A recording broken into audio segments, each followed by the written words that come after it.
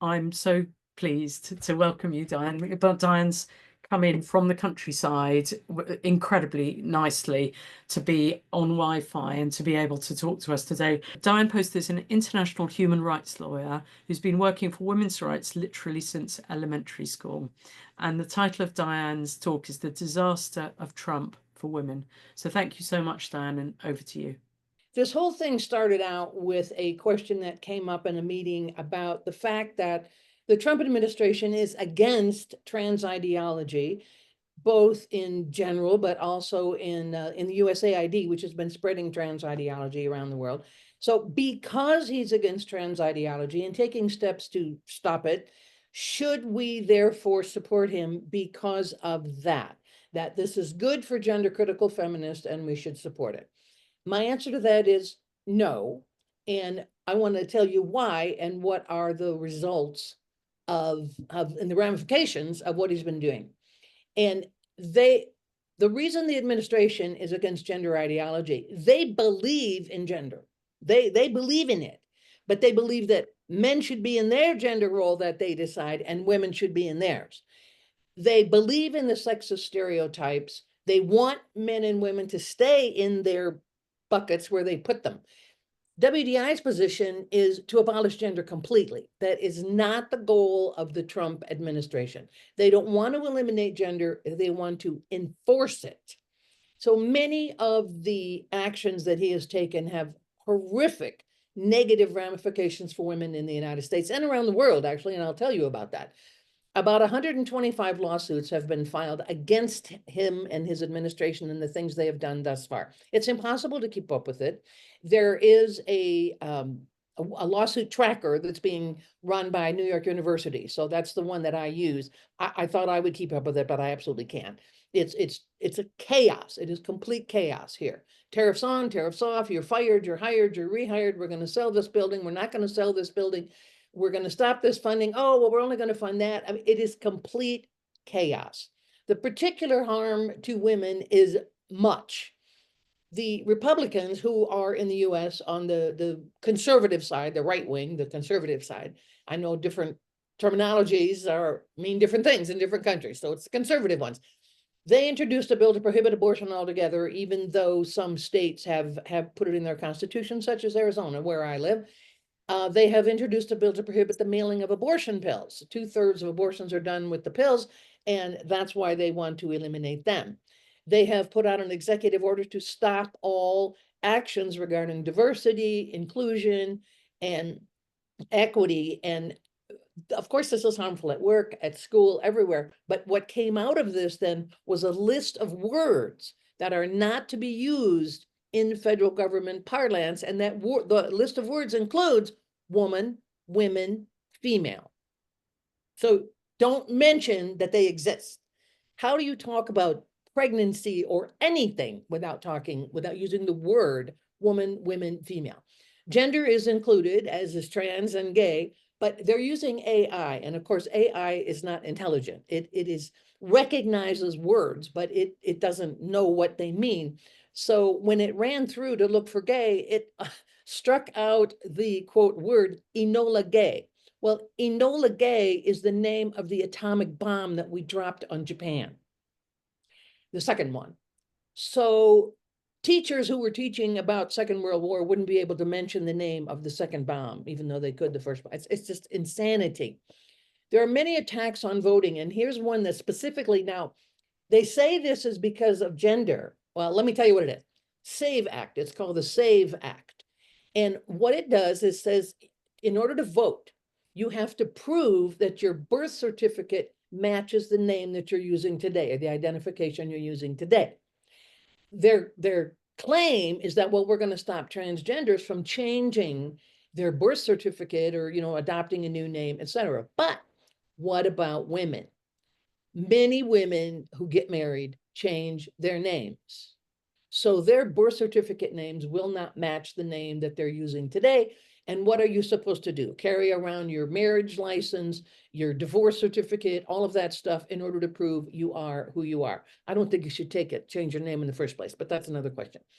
They also have gone on a tear to erase women's achievements as well as people of color, to erase any recognition like on government sites, on Veterans Administration sites, any kind of things, military sites, to erase any any acknowledgement even of women's achievements. There will be no celebration of Women's History Month, no celebration of Black History Month. They've deleted links on the military website to women's achievements because it might be related to diversity, equity, and inclusion, which of course it isn't, but might be. They also erased from military websites the achievements of women and people of color, like the nurses in Vietnam, the first fighter pilot, the first infantry person, etc. They ran into a buzzsaw when they deleted the Navajo code talkers, because obviously they won the war for us in the Pacific, and they're not a minority, they're a sovereign nation within our country. So they ran into a buzzsaw with that, and they had to put that back. But what they're trying to do is make it look like only white men created the world. And I saw a really cute thing on Facebook which said, if you have to remove all the achievements of women and people of color in order to prove white supremacy, well, then you're really not very supreme, are you? So that is what we have to be careful of, is even when they give what looks like a good reason for what they're doing, it's not. This administration believes in gender roles, and we all know that Trump and the people that he's put in his cabinet, they're sex abusers. Most of them have been convicted or accused of violence against women, etc. It is not, they're not doing this for women, and they're not doing it because they don't believe in gender roles. They do. They just want women in theirs and men in theirs. They're also intervening, of course, in the medical care of trans people, but at the same time, they're intervening in the medical care of women. They're policing birth control, they're policing pregnancy. They have introduced bills to prohibit women from leaving a state. So, you know, now we have states that allow abortion and states that don't. So they've introduced bills to prohibit you from leaving the state. They've called it trafficking, to take a woman from one state to another to have an abortion. They put a bounty on the head of a person who wants to help a woman get an abortion or leave the state. There are period trackers to watch when you might be pregnant. So we are warning women and teenagers, if they're using a period tracker, don't, because they then will be watching that to see when you might be pregnant and be following you so that you don't have an abortion. They have now done another thing, which is introduce bills to stop no-fault divorce. We went for no-fault divorce some, decades ago because it was so difficult for battered women to leave their abusers. Well, now they want to get rid of that and make it for cause only, which makes it far more difficult for women to get rid of their abusers. And Texas has now arrested its first midwife, claiming that she gave an abortion. And she operates, she's from Peru, and she operates Clínicas Latinoamericanas, which is 4 health clinics in the Houston suburbs. She's a certified midwife in Texas, and she was an obstetrician in Peru before moving to the United States, and that's who they arrested.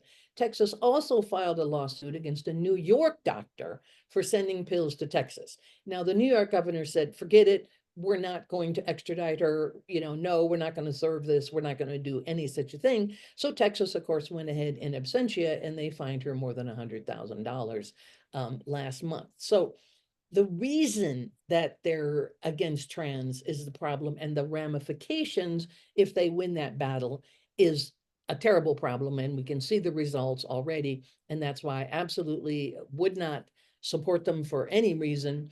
And I think we have to oppose these things, but we have to oppose them separately, not joining with the right wing, but opposing them separately. Because you probably heard something along this line of a statement that says, if you lay down with pigs, you just get filthy, and the pigs like it. The other issue that came up in this discussion was that USAID, that they have done some very bad things, including spreading trans ideology. And so that we should be happy that they've gone. And some other people have expressed, yay, that's wonderful, because what they've done in our countries, particularly Central and South America, has been nothing but bad things. Have they done bad things? Absolutely. Have they done good things? Absolutely. But the solution is to use a scalpel to cut out the bad parts, not a chainsaw, which is what, of course, Musk is doing, and just cutting everything down. Now, you know that Biden, when he was president, he took away the gag rules so that foreign aid, USAID, could talk about birth control and abortion. Well, Trump has put that gag rule back on again so that any of the aid cannot talk about birth control or abortion. So this is how it continues to impact negatively on women across the world. Now, when I worked abroad, I got USAID money for my years of working when I was working abroad. And there are some stupid, stupid policies. One of the policies, and I railed against it the whole time, is you have to buy American. You have to buy American computers, American cars, including ordering them from the United States rather than buying a used one in the country you're in. They hire Americans to do the work. So most of that money goes back to the US. Our foreign aid money, most of it doesn't end up with the country that we're in. And their biggest problem is that, well, not their biggest problem, but one of the problems is they don't listen to the local people about what you really needed. Every single place I worked, they wouldn't listen to the local people. And I had to fight and fight and fight with them. I did fight with them and I won, but you really have to fight with them to force them to listen to the local people instead of impose their own ideas. One of the other stupidities and the kind of stuff that's going on is the story when it used AI and the story that there was 80,000 condoms to go to Hamas fighters in Gaza. This was, of course, just stupid. It was a complete and utter lie. Most of what comes out of the administration is a lie. So know that to begin with. Gaza is a region in Mozambique, and those condoms were going to Mozambique in an AIDS prevention program. But this is the problem of not recognizing, like the Enola Gay thing, not recognizing what it is that you're seeing. Now, the Trump administration, amongst the many of the lawsuits, has stopped the payment of $2 billion with a B to foreign aid contractors for work they already completed. Now, this is typical Trump. He's been known for this. He's been sued for this over and over and over, that he hires somebody to do the work. Well, he didn't hire them. They were hired before him, but he hires somebody to do the work and he doesn't pay them. And that's exactly what he's doing. And what the U.S. District Court judge said in ordering him to pay the money is, Congress has the power of the purse, not the president. It is Congress who appropriates the money and decides how to spend it, not the president.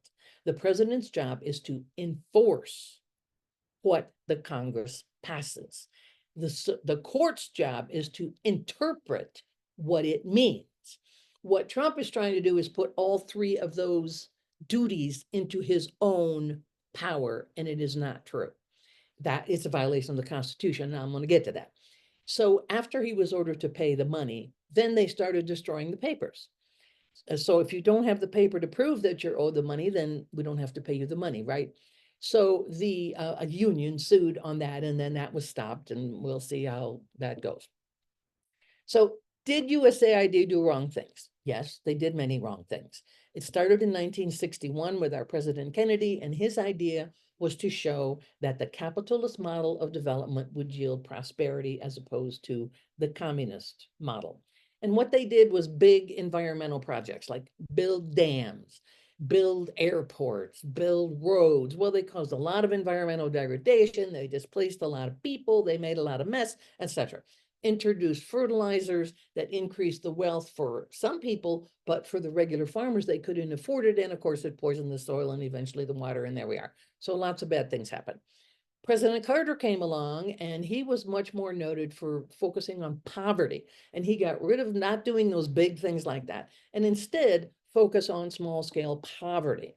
Well, that didn't last very long because he only lasted 4 years. And then in come Ronald Reagan, and he was a complete and utter mess as well. And his idea was to advance US hegemony, to make the United States world dominant in trade and everything else. And that was that. So that caused us, of course, a lot of problems. And that's when we get into all kinds of problems with Central and South America. And we never gave any money unless you were our ally. For example, in Central America, there was a bunch of hurricanes hit in 2020, and we gave out money to a lot of these countries, except Nicaragua, because they're not our ally. So there was always strings attached to everything. And some of our worst behavior from USAID was in Central and South America with the Nicaraguan death squads, with supporting authoritarian governments in El Salvador then and now, with attacking Venezuela. Of course, they went after Cesar Chavez with sham community groups, and they designed materials for gatherings, and they ginned up a student revolution group, and they're saying that the current the last election was fraudulent, even though the National Lawyers Guild from the US had many observers down there and said that it was free and fair. So the Cuba and Bolivia are, of course, other places where we've just been horrible. And we're not in Cuba, of course. And Bolivia, when Evo Morales was president, he threw USAID out of the country because they were so terrible. And yes, it's true that some of those programs were infiltrated by intelligence officers. And I have to say, just a funny story for myself when I was in Russia. When I first went and I would travel around the country, I wasn't followed or anything by any FSB that I knew of. But after my Russian became good enough that I went without my staff, I would just go by myself to these trips, and I had hired people locally to do what my staff used to do. I was followed by FSB. And it became obvious to me that that's who that was. And we actually had a conversation about it. So it was pretty funny. So I thought, well, when the Russian staff was with me, he probably just talked to them afterwards. But after I started going by myself, well, then he had to follow me around. So yes, they do think that, and some people are, but certainly I was not.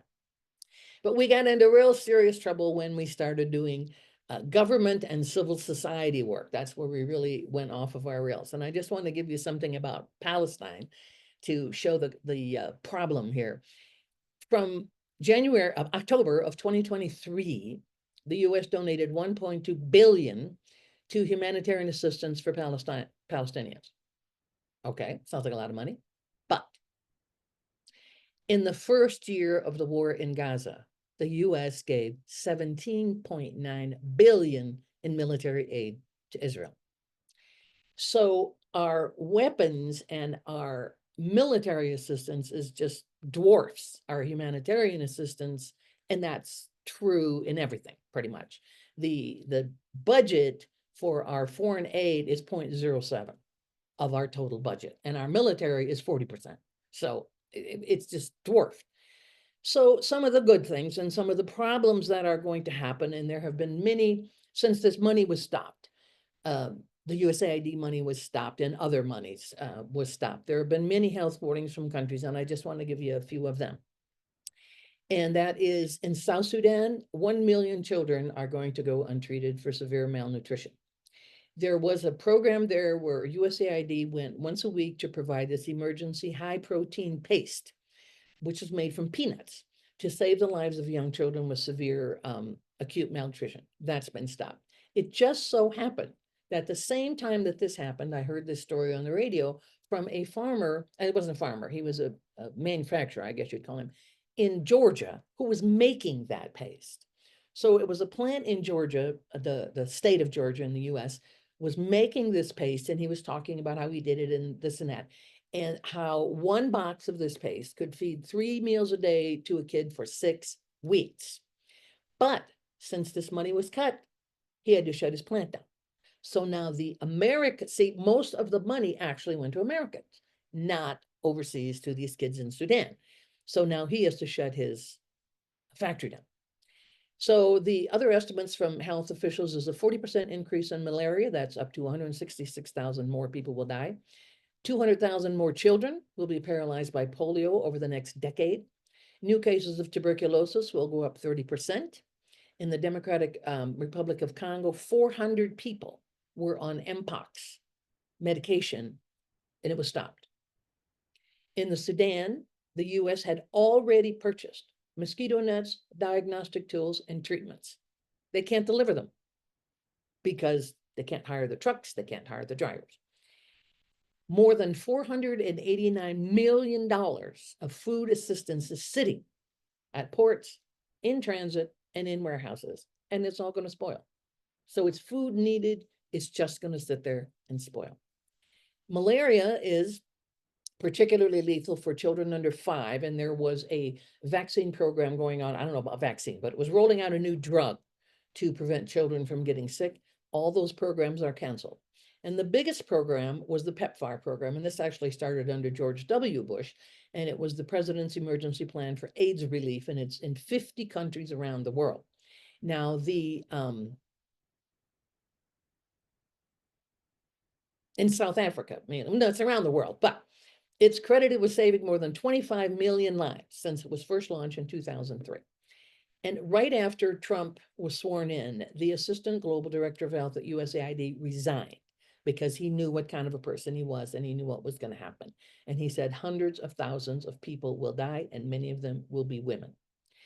Now, the Center for Global Development is a different organization, and it says it estimates 3 million people will die within the first year.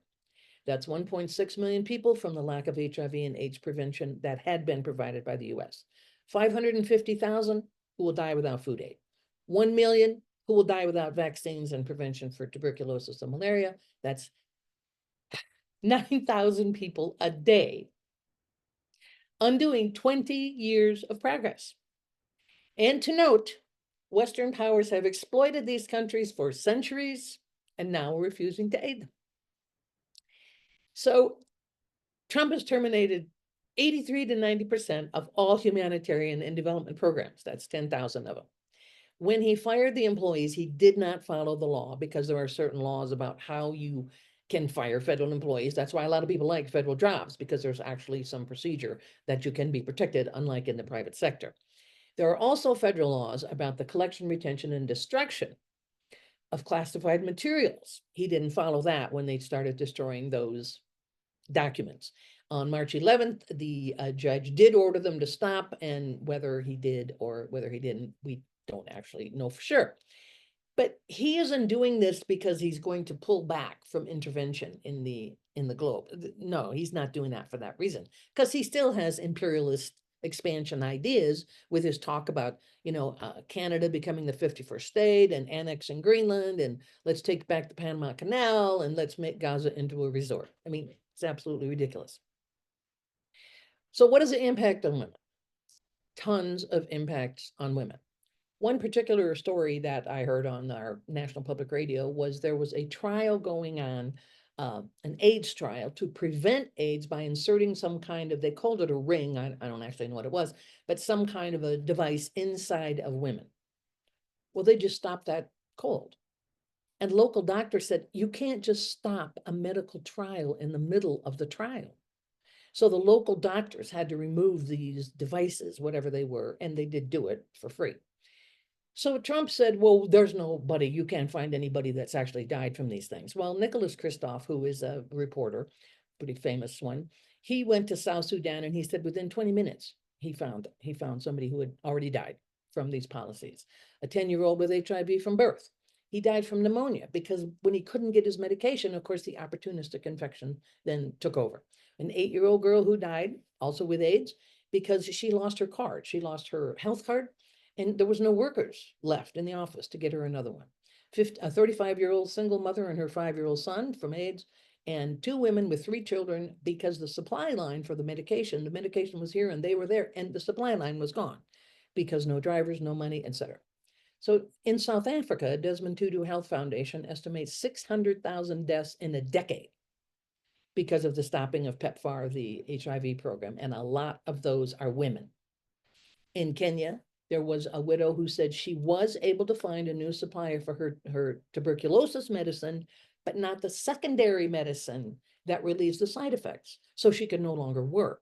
And she worked at washing clothes at $1.50 a day to support her children. So what happened? One of her children had to drop out of school to go to work to support the family. Guess which one that was? Would that be a girl? Of course it would be. So she loses her opportunity for education. The UN Population Fund is another place where $377 million has been cut, and the clinic is now scheduled to close this month in March, as are many other clinics around the world. So the question is, how many women will die worldwide from hemorrhage, sepsis, or eclampsia because of this? Now, one way to estimate it is that it is estimated by the Population Fund that 17,000 maternal deaths were prevented in the last 4 years because of this funding. So the funding's taken away, so we can guess that 17,000 maternal deaths will occur because of this funding being gone. So there is no question that women are being seriously harmed and that they will continue to be in the future as more and more restrictions on women are happening. The protest here, and there is much protest, there is also much compliance, which is just disgusting. CBS caved in, Washington Post caved in, Just yesterday, a big law firm caved in. This is just disgusting and disheartening. But the people are protesting. They're huge. They're all over. Bernie Sanders and Alexandria Ocasio-Cortez are running around the country doing rallies to try to get people to fight this oligarchy, et cetera. And I mean, the place that I live, Arizona, is a conservative, but people are turning out in numbers like you've never seen before. And in Colorado, they expected 2,000 at the Bernie AOC rally, and they got 11,000. And that was in a red part of Colorado, a red meaning Republican, or the conservative part. So the biggest case today, and I think what's really going to bring us to the breaking point of whether we have a constitutional crisis or not, is the shipping of those 30 people to El Salvador to put in a brutal prison. Not all of those people were Venezuelans. Even if they were gang members, the law does not allow you to just pick up people and ship them out of the country to another country with no due process and no proof or anything else. The court ordered him not to send these people anywhere, and if they were in the air, to turn the plane around. He did it. After they landed, the El Salvador president, who is also a horrible person, put a tweet on X and said, oopsie, already here. So then Marco Rubio, who is our Secretary of State, retweeted this, sort of making fun of the court in a way. So the court then ordered the administration to bring in details about this and who was where and what was what, et cetera. So they didn't. They brought in crap. And the judge said, this is crap. So this, I mean, there's a huge uproar. I mean, this is Guantanamo. This is worse than Guantanamo. It's just awful. So this case is probably the one that is going to go quickly to the Supreme Court. And the question is, will the Supreme Court hold? Thus far, Congress is useless. President, of course, is horrible. So the Supreme Court is all we've got left to hold. And will it? Now, there have been 2 cases against Trump already at the Supreme Court, but they were small and on just minor little points and, another suit. And they did rule against him both times, but not unanimously, but they did rule against him.